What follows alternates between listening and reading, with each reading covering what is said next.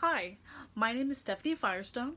I am going to be doing a third grade general music class focusing on learning experience approach, which is whenever you take personal experiences and try to get them into the classroom so they have a better way of learning. My class is contained of 10 students who are Caucasian, 4 students who are a minority, 2 are Hispanic, and 2 are African American. And I also have 4 students who have disabilities and impairments. 1 student has a physical impairment, they're missing a hand. 1 student has a visual impairment. 1 student has a cognitive impairment, they have ADHD. And our last student is a English language learner. This is the setup of my classroom. My door is up here, and I have my dry erase board. I have them in sets of pods so that it makes learning easier with groups. I have my student with a cognitive problem by my desk so that I'm able to watch them carefully. I have my student with a visual impairment close to the board, and I have a student with an English language learning impairment close to the board as well, so they are both able to take all learning. And I have my student down here with their physical impairment. The 1 asterisk means that this is a student with minority, and 2 asterisks mean that it's a student with an impairment. Okay. So the first activity I would be doing in my classroom is that I would go over and review what we learned in our last class. In our last class, we learned about note lengths. A fun way to get them into learning note lengths is to do it with something they know personally. Now, what kid does not eat pizza? Pizza is something that is in our everyday life. All children love pizza. So I tell them, I'll give them dry erase boards to draw pizza. Draw any type of pizza they like. If they want to put toppings on it, they can go ahead and be creative with it. But I would ask them to mimic my drawing. There's 2 on this side. It's half the pizza. That is 2 beets. On this side is split. So it's 1 beet and 1 beet. Now let's say I ask the student to take away 1 slice of pizza. I can ask them how many slices of pizza they have left, and they can count up 3 slices. So in this measure, they have 3 beets left. If I ask them to take 1 more away, you can see that that's half of a pizza that they've already eaten. So it would kind of interest them and make it kind of funny that they're eating pizza while learning this kind of stuff. They'd enjoy it a lot, I think. My second activity is teaching them the musical staff, treble clef staff. Now, I would compare this, for personal comparison, to our school building that they're in every single day. There are 4 floors compared to this building. These 4 floors represent the 4 spaces in the musical staff, and between these floors there are 5 layers, 2, 3, 4, 5, between them, and this counts for the 5 lines. Now, a good way to try to get them to understand the staff would be with the school building, so if they can grasp onto that, that would be great. Another way is you can compare it to stairs. I'll put it like this. This is the first space, second space, third space, fourth space, and then my fingers are the lines. Then the 5th one. So you can compare it to stairs as well. I thought comparing it to the building would be most fun though. Now, at first I thought about using notes and pitches and comparing them to the teachers inside the building because I thought that maybe they would understand that more. For example, my last name is Firestone, so I would put my face, a picture of my face, on the bottom space and on the top line. This is my example. Now you see, I'm not sure maybe all students have the same teachers, so I thought that I would use pictures instead. Now all students know what fishes are. This is a fish. I have a dog for the second line. A bus, they ride in a bus every single day. A girl for the G line, because there are girls and boys in the class. And my last line is an elephant. My top space up here is an elephant. My third space is a cat, because students have cats or dogs. My second space is an apple. It's a food the students eat most often. And then my last space is a fish as well. I tried to use items that were most known to the students. So, for example, I could have used something like a diaphragm for this D line, but students don't know what a diaphragm is. So you'd have to simplify it as much as possible. So using animals, using items that they see every single day, like items for school, like a backpack maybe you could use for this line, or you could use a bug or a bed because they sleep in a bed every single day. Or you could use different foods. You could use their friends, maybe, or you can use people in the classroom. That would also be a fun thing. But the way I made this is that you're able to take these on and off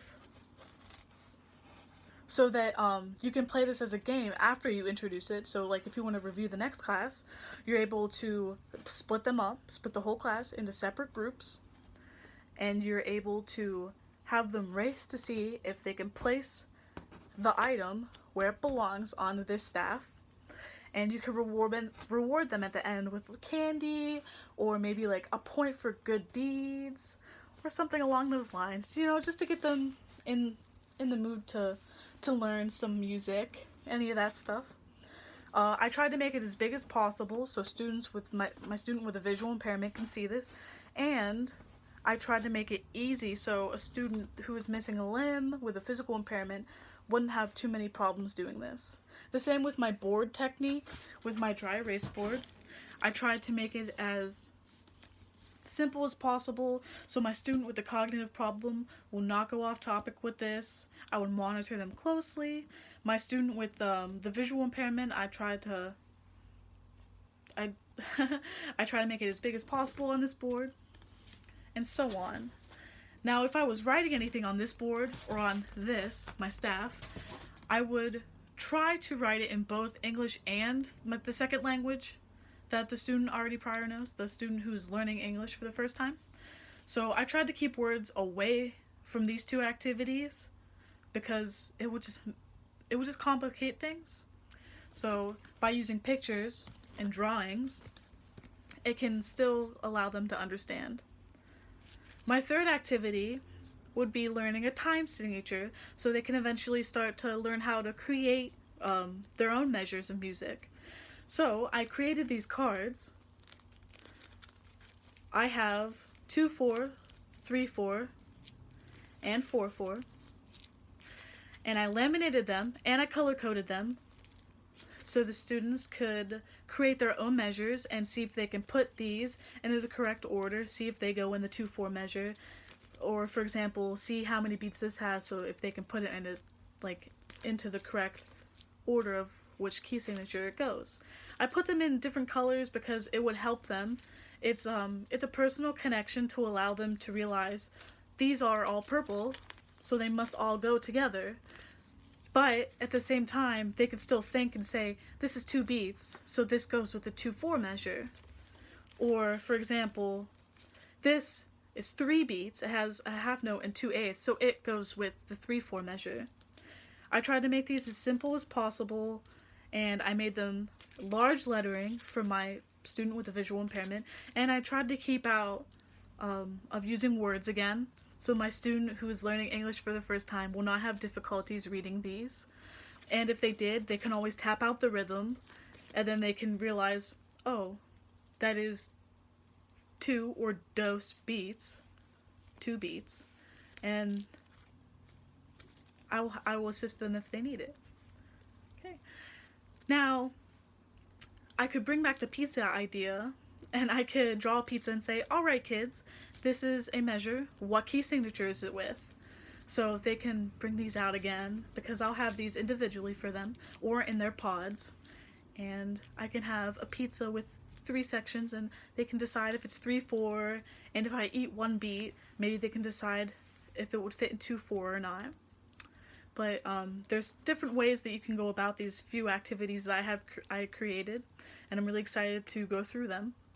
And for my last activity, I would do a creative listening for my students, just to get them to simmer down from the class. I would play them 3 snippets of songs, three pieces, and I would tell them to draw on a piece of paper what they're feeling from the music, what they see, how they're reacting to it, and all of that.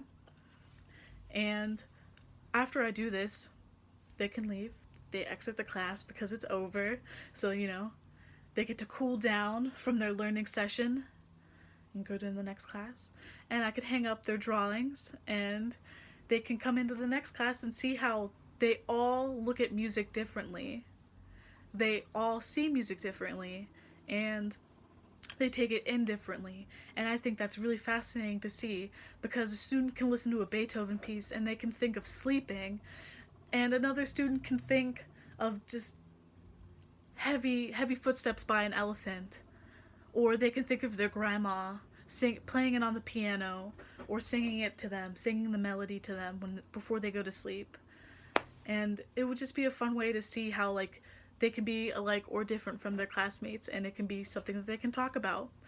And I'm hoping that after this lesson for my next class, I can review key signatures, and I can review with this board the treble staff, and we can try to start writing, notating on Chrome pads that they would have in their class, and we can go through different activities with that by creating music.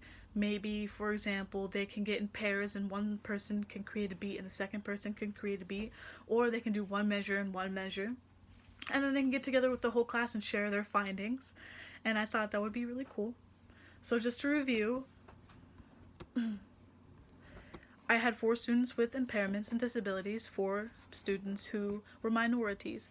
My content area was a general music class, was going over note values, the music staff, notes and pitches on the staff as well, and time signatures. And my last was creative listening. Okay. For my strategies, I compared note lengths with pizza. I introduced the musical staff by comparing it to the school building that they're in every day. With time signatures, I compared it to colors. And with creative listening, I allowed them to just draw whatever they thought about. So it gives that personal idea to it. Okay. My objective for this was to incorporate the staff and time signatures to begin creating music and notating music. And my references are going to be listed in the PowerPoint that I'll be sharing with you guys. And I'm really happy that I got to do this. So if you have any questions, just ask me about it. I wasn't exactly sure how to go about this. I wasn't sure how to teach it. But I just figured if I would explain it to my knowledge and show it to you as best as I can, maybe it will get the point across a little bit. But if you have any questions, just ask me. If you want to go over anything with me, you can go ahead and ask as well. Or if you want to borrow some of my materials, I don't mind, because they're all homemade and they're really easy to make. So thank you, and I hope you enjoyed my 3rd grade general music class with a learning experience approach.